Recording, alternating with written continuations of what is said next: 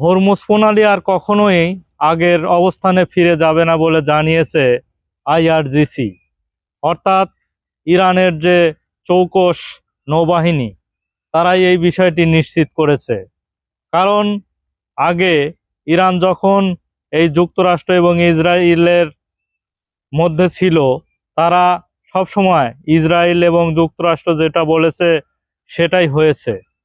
এবং এই যুদ্ধ যুক্তরাষ্ট্র এবং ইসরায়েল এবং ইরানের মধ্যে যে সংগঠিত হচ্ছে, এই যুদ্ধ সংগঠিত হওয়ার ফলে ইরানের একটি অবস্থান শক্ত এবং পাকাপোক্ত করেছে তারা, সেটি হলো হরমুজ প্রণালী।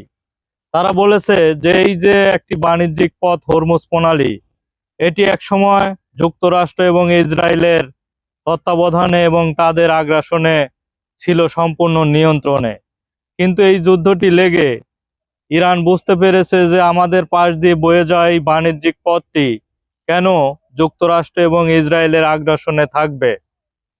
এই বিষয়টি নিশ্চিত করে বলেছে আইআরজিসি, মানে নৌবাহিনী, অর্থাৎ ইরানের চৌকস যে নৌবাহিনী রয়েছে, তারাই এই উপলব্ধি করেছে।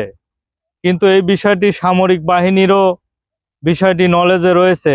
তারাও জানিয়েছে যে আমাদের যে অটোমেটিক যে হরমুজ প্রণালী ইরানের দখলে রয়েছে এবং এই একটি বাণিজ্যিক পথ কখনোই আর যুক্তরাষ্ট্র এবং ইসরায়েলকে দখলে নিতে দিবে না বলে তারা বিষয়টি নিশ্চিত করেছে। কারণ এটি একটি বাণিজ্যিক পথ, আগে ছিল যুক্তরাষ্ট্র এবং ইসরায়েলের আগ্রাসনে, বর্তমানে ইরানের দখলে রয়েছে। অতএব এটি এখন এই অবস্থানেই থাকবে এবং হরমুজ প্রণালী সম্পূর্ণ ইরানের দখলে রাখার জন্য যা যা করা প্রয়োজন সেটি ইরান বর্তমানে করবে।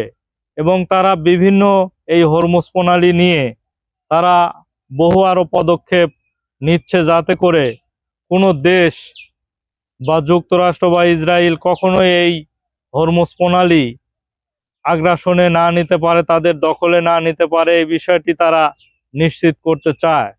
এবং ইতিমধ্যে তারা বিভিন্ন যে প্রতিরক্ষা বাহিনী দিয়ে হরমুজ প্রণালী তারা ঘিরে ফেলেছে এবং তারা নিরাপত্তা জোরদার করেছে, যাতে কখনোই এই হরমুজ প্রণালীতে নতুন করে কোনো বিদেশি আগ্রাসন তাদের এই হরমুজ প্রণালী দখলে না নিতে পারে।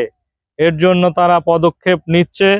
এবং তারা আরেকটি বক্তব্য দিয়েছে যে এই হরমুজ প্রণালীর নিরাপত্তা নিয়ে অচিরেই তাদের যে সামরিক শক্তি বা সামরিক বাহিনী ইরানের, এটি তারা একটি বক্তব্য অচিরেই আসবে বলে তারা জানিয়েছে যে হরমুজ প্রণালী নিয়ে সামরিক বাহিনীর পক্ষ থেকেও একটি বক্তব্য আসবে বলে তারা জানিয়েছেন।